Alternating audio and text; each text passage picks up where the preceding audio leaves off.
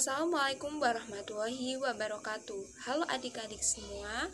Kali ini bersama Kak Via dan juga Kak Manda, kita akan belajar tentang penegakan hukum dan hak asasi manusia. Sebelumnya, perkenalkan saya Dwi Via Mesyaro bersama Kak Amanda Reza Oktavia dari jurusan PK PAUD Universitas Negeri Surabaya. Adapun yang akan kita bahas pada kali ini, yang pertama penegakan hukum, yang kedua ada pengertian HAM, yang ketiga ada sejarah perkembangan HAM, yang keempat ada deklarasi universal, yang kelima ada pengaruh HAM, yang keenam ada persamaan hak dan kewajiban, yang ketujuh ada tanggung jawab dan kewajiban, yang kedelapan pelaksanaan HAM, yang kesembilan instrumen HAM, dan yang ke-10 keterkaitan HAM dengan Pancasila dan UUD, dan yang terakhir hubungan HAM dan UUD. Pertama yaitu penegakan hukum. Menurut Gustav Radbruch, filsafat Jerman, mengatakan bahwa untuk menegakkan hukum ada 3 unsur yang selalu harus diperhatikan, yaitu keadilan, kemanfaatan, dan kepastian hukum. Tujuan dari penegakan hukum yaitu untuk meningkatkan ketertiban dan kepastian hukum dalam masyarakat sehingga masyarakat merasa memperoleh perlindungan akan hak-haknya sebagai warga negara. Dalam usaha menegakkan hukum dan keadilan, Indonesia telah memiliki lembaga peradilan yang diatur dalam UUD Negara Republik Indonesia tahun 1945, yaitu Mahkamah Agung, Komisi Yudisial, dan Mahkamah Konstitusi. Pengertian hak asasi manusia. Hak asasi manusia yaitu hak dasar yang dimiliki manusia sesuai dengan kodratnya, yang melekat pada diri manusia. Tanpa hak-hak itu, manusia tidak dapat hidup layak sebagai manusia. Hak asasi manusia adalah hak yang dimiliki manusia yang telah diperoleh dan dibawa bersamaan dengan kehadirannya di dalam kehidupan masyarakat. Hak asasi manusia bersifat umum atau universal karena diyakini bahwa beberapa hak dimiliki tanpa perbedaan atas bangsa, ras, agama, dan jenis kelamin. Hakikat HAM. HAM tidak perlu diberikan, dibeli, atau diwarisi. HAM adalah bagian dari manusia secara otomatis. HAM untuk semua manusia tanpa memandang jenis kelamin, asal-usul, ras, agama, etnik, dan pandangan politik. HAM tidak boleh dilanggar. 3. Sejarah perkembangan hak asasi manusia pada tahun 1215 dalam Magna Carta oleh Raja John Lackland dan tahun 1628 dalam Petition of Right oleh Raja Charles I, pada tahun 1689 dalam Undang-Undang Hak Bill of Rights oleh Raja William III, dan tahun 1789 dalam Deklarasi Hak Manusia dan Warga Negara oleh Montesquieu dan Rousseau. 4. Deklarasi Universal tentang Hak Asasi Manusia. Hak asasi manusia dilahirkan oleh Komisi Hak-Hak Manusia Perserikatan Bangsa-Bangsa dipimpin oleh Eleanor Roosevelt pada 10 Desember 1948. Digelar di Istana Chaillot, Paris. Dalam Universal Declaration of Human Rights memuat 30 pasal. Pasal 3 sampai 21 berisi hak-hak sipil dan politik. Pasal 22 sampai 27 berisi hak ekonomis dan sosial dan kultural, hak-hak atas keselamatan sosial, hak untuk bekerja, dan seterusnya. Pasal 28 sampai 30 berisi hak-hak kebebasan yang diuraikan di dalam deklarasi ini dapat diwujudkan sepenuhnya. Pengaruh hak asasi manusia terhadap masyarakat internasional. Hak asasi manusia sebagai konsepsi yang mencakup hak-hak rakyat memiliki pengaruh terhadap masyarakat internasional. Pengaruh tersebut dapat dicermati dalam hal yang pertama, prinsip resiprositas versus tuntutan masyarakat. Yang kedua, rakyat dan individu sebagai warga masyarakat internasional. Halo adik-adik semua. Ya, setelah mendengarkan penjelasan dari Kak Dwivia tadi, materi selanjutnya kita akan belajar bersama ya dengan Kak Manda.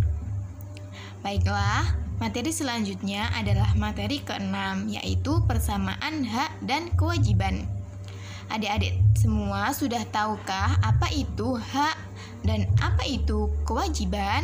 Ya, secara garis besar, hak adalah sesuatu yang boleh dimiliki oleh manusia. Dan kewajiban adalah sesuatu yang harus dilakukan oleh manusia. Setelah mendengarkan penjelasan tadi, bagaimana contohnya? Ayo. Baiklah, Kak Manda di sini punya beberapa contoh dari hak, yaitu setiap anak memiliki hak untuk mendapatkan cinta dan kasih sayang. Setiap anak memiliki hak untuk mendapatkan makanan, minuman, mainan, dan lain sebagainya. Ada juga beberapa contoh kewajiban. Di antaranya adalah anak berkewajiban untuk berbakti kepada orang tua. Nah, sebagai siswa, maka kita berkewajiban untuk mendengarkan penjelasan dari guru kita ketika guru menjelaskan tentang pelajaran. Jadi, adik-adik harus mendengarkan penjelasan guru ya, jangan ditinggal main sendiri. Lanjut ya. Hak dan kewajiban sama-sama dimiliki oleh setiap warga negara.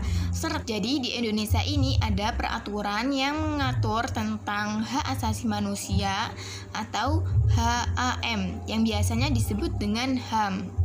Ya, jadi kita memiliki hak dan kewajiban yang sudah diatur oleh negara kita. Nah, lanjut ke materi selanjutnya, yaitu materi 7 tentang tanggung jawab negara dan kewajiban HAM. HAM tadi apa? Ya, hak asasi manusia. Dalam menjalankan hak dan kewajiban, setiap orang harus tunduk dan pada peraturan perundang-undangan dan norma yang berlaku. Seperti yang Kak Manda bilang tadi, di Indonesia itu ada peraturan yang mengatur tentang hak dan kewajiban bagi setiap warga negara. Sebagai warga negara yang baik, kita juga harus menghormati hak dan kewajiban dari orang lain. Tentunya mereka juga memiliki hak dan kewajiban yang sama terhadap kita. Jadi kita gak boleh semena-mena ya kepada orang lain. Kita harus menghargai hak mereka. Setiap orang memiliki hak dan kewajiban masing-masing. Lanjut ke poin yang ke-8, yaitu pelaksanaan HAM di Indonesia. Jadi, Indonesia memberi kebebasan kepada setiap warga negaranya untuk menganut agama dan kepercayaannya masing-masing. Seperti yang ada pada Undang-Undang Dasar 1945 Pasal 28 Ayat 2 yang menjelaskan tentang negara menjamin kemerdekaan tiap-tiap penduduknya untuk memeluk agama masing-masing dan beribadah menurut agama dan kepercayaan masing-masing. Jadi, warga negara Indonesia itu memiliki hak memeluk agama masing-masing. Kita tidak boleh memaksa orang lain untuk beragama seperti agama kita. Kita harus menghormati hak mereka untuk memilih agamanya sesuai dengan kepercayaan masing-masing. Dan ketika kita menganut suatu agama, kita juga memiliki kewajiban untuk melaksanakan aturan dari agama tersebut, seperti beribadah. Jadi, kita harus melaksanakan kewajiban kita sebagai umat beragama. Nah, lanjut ke poin yang 9, yaitu instrumen hak asasi manusia di Indonesia.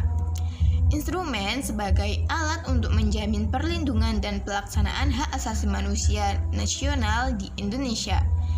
Yang sering kita temui yaitu pertama, Pancasila, kedua, Undang-Undang Dasar 1945, yang ketiga ada Batang Tubuh dengan pasal-pasalnya. Sebenarnya masih banyak lagi, namun secara umum dan yang sering kita temui yaitu berdasarkan 3 poin ini, seperti yang ada pada gambar ya. Lanjut ke poin yang 10, yaitu keterkaitan hak asasi manusia dengan Pancasila dan juga Undang-Undang Dasar 1945. Dari 5 sila yang diamanatkan dalam Pancasila, ya, memiliki makna dan hubungan sendiri-sendiri dengan hak asasi manusia. Jadi setiap sila itu memiliki hubungan dengan hak asasi manusia masing-masing ya. Dan di sini Kak Manda memberikan satu contoh dari sila pertama yang bunyinya 1. Ketuhanan yang Maha Esa. Lah, pada sila ini diamanatkan bahwa setiap warga negara bebas untuk memilih agama dan kepercayaan masing-masing. Seperti yang Kak Manda jelaskan tadi, setiap warga negara memiliki kebebasan untuk memilih kepercayaan masing-masing, entah itu Islam, Kristen, Buddha, Hindu, Konghucu, dan lain sebagainya.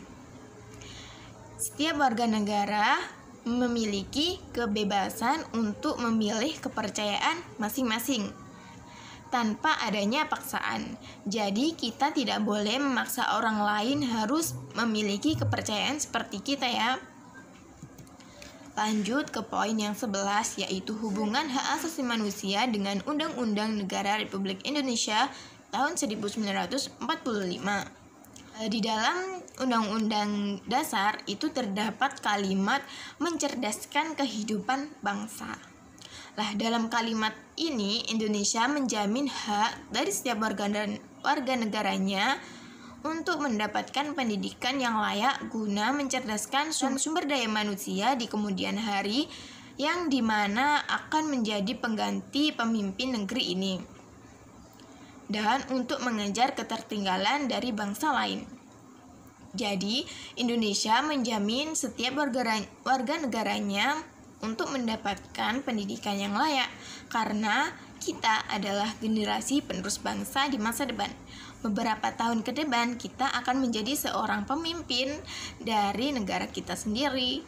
Maka kita harus belajar dengan yakin, dengan sungguh-sungguh, dengan serius supaya kita nantinya menjadi pemimpin yang baik untuk rakyat-rakyat selanjutnya.